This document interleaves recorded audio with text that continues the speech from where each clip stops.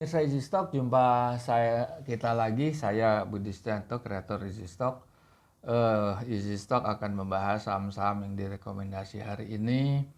Easy Stock adalah aplikasi penilai harga atau penilai intrinsic value, nilai wajar dari saham-saham yang ada di Bursa Efek.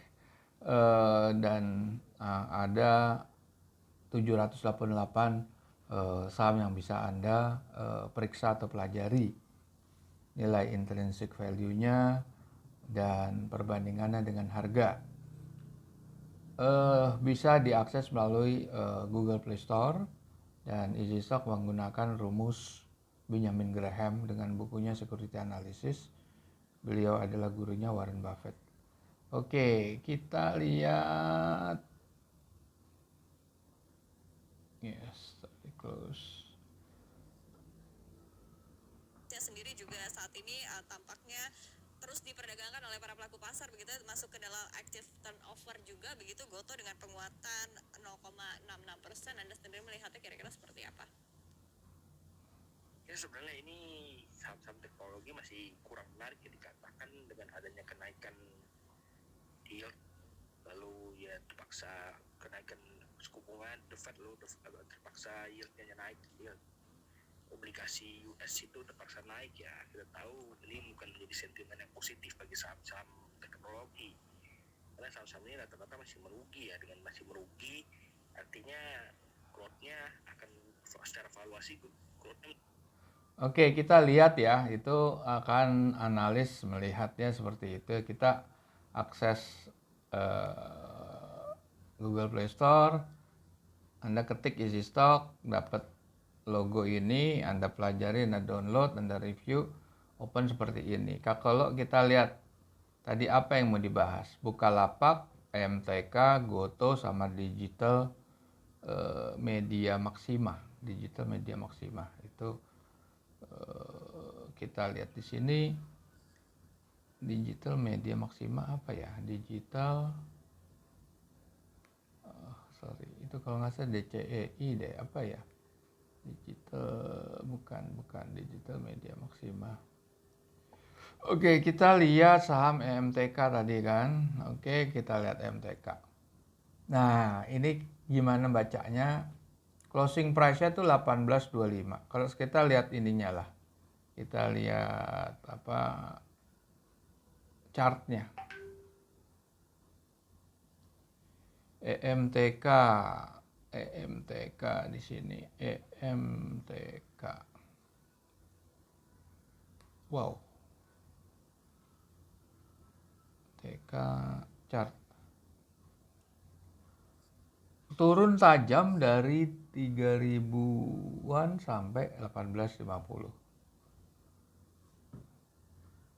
Closing price-nya 18.25. Dia bilang kurang menarik ya.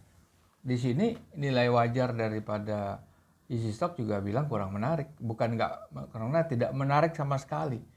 Karena semuanya downside. Downside-nya itu 70%. Kenapa bisa seperti ini? Ini bacanya begini nih. 28% dan 26%. Kalau 26% itu nilai wajar atau intrinsik terendah dibandingkan dengan harga closing price. Kalau yang 28% itu adalah nilai wajar tertinggi dibandingkan dengan harga. Kita klik panel berikutnya. Laporan keuangannya udah Q4 ya. Kita lihat ini ya dulu, market cap-nya besar lah, 112 triliun lah kira-kira ya. Return on equity-nya juga bagus ini standarnya 17 ya. Profit margin-nya bagus 46%. Gross margin-nya 28%. Working capital positif, debt equity-nya positif. Tapi kenapa dia kok harganya jauh banget gitu? Sebetulnya ini perusahaan ini bagus ini. Kalau lihat dari financial ratio-nya, ini financial parameter yang key parameter ya. Return on equity bagus, return on asset bagus, working capital bagus, debt to equity bagus, margin apalagi. Nah, ini salahnya di mana? Salahnya harganya ketinggian. Market itu terlalu tinggi ngangkatnya. Oke, andaikan Anda tidak puas, oh pertumbuhannya terang aja 5,9%.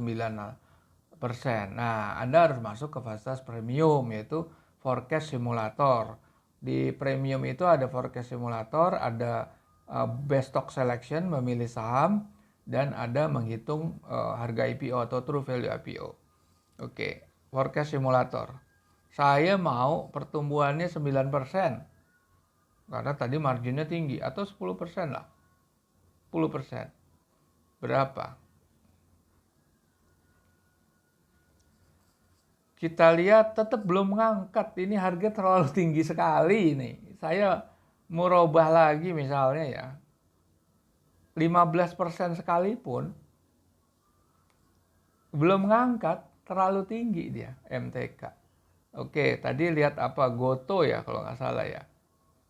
Bukalapak atau Goto dulu lah, Goto. Saya mau lihat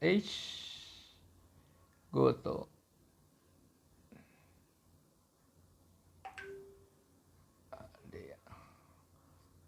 Turunnya sempat 181, sekarang naik 314, belum sampai ke harga IPO. Harga IPO kalau nggak salah di level di bawah 400 ya. Oke. Kita lihat Goto. Wah, ini harga terendahnya memang mendekati tadi loh, 181. Ini 175 ini. Tadi kan sempat ya di sini ya. Anda lihat di sini. Lowestnya 180 ya. Di sini harganya 175, mendekati. Kita lihat dalamnya, panel berikutnya. Nah, laporan keuangannya baru semester 1 tahun kemarin ya. Revenue growth-nya 5%. Kita lihat. Return on equity-nya rendah 6%. Debt equity-nya bagus di bawah 1. Profit margin-nya luar biasa. Tapi ini apa? 23% sama 324%. Ini nggak masuk akal. Karena begini, kalau urutannya itu kan dari revenue, pendapatan, dikurangin biaya langsung, timbulnya adalah sisanya gross profit atau laba kotor. Laba kotor dikurangin biaya gaji, biaya administrasi, dan lain-lain, keluarlah profit, net profit gitu. Ini sekarang net profitnya 3 kalinya revenue. Masuk akal nggak? Berarti dia ada pendapatan di luar core business-nya dia. Nah, itu accounting trick. Itu window dressing. Yang secara akuntansi selama duitnya nggak fiktif, itu sah-sah aja. Tetapi dari segi pandangan investor fundamental, ini harus dilihat dengan sudut pandang yang beda. Ini bukan dianggap sebagai pendapatan karena bukan core business-nya dia. Bisa aja dia main saham cuan 500%, 700% dimasukin ke situ. Nggak fair dong. Oke. Kita lihat saham apa lagi di situ. Saham Bukalapak. Oke, Bukalapak. Kita lihat ya Bukalapak.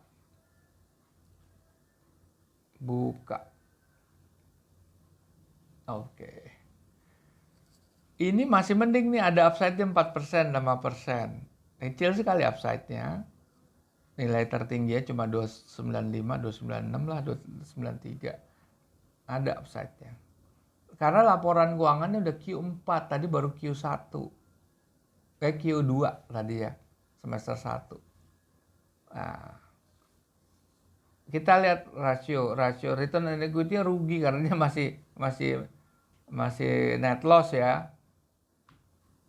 Nah, ini profit margin sama gross margin nggak bisa dipakai karena dia merugi. Gitu. Working capitalnya bagus, sisi neracanya sih kuat ya. Debt equity-nya di bawah 1, working capitalnya 8,5 kali lipat. Bagus dia. Nah, sekarang kalau kita pakai forecast simulator, growth-nya kita ambil 8, berapa dia?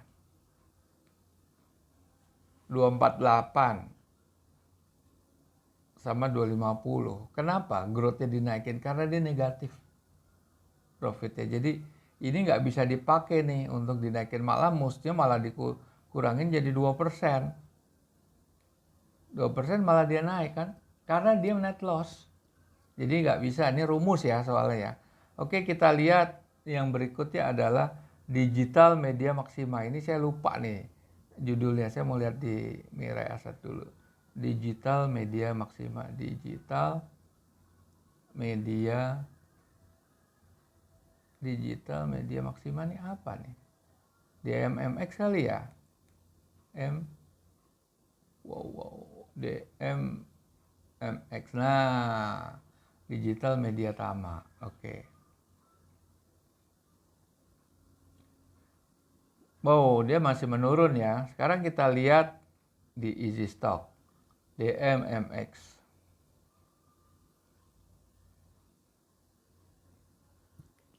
Nggak ada upside, downside-nya 90%. Luar biasa, ini nggak ada.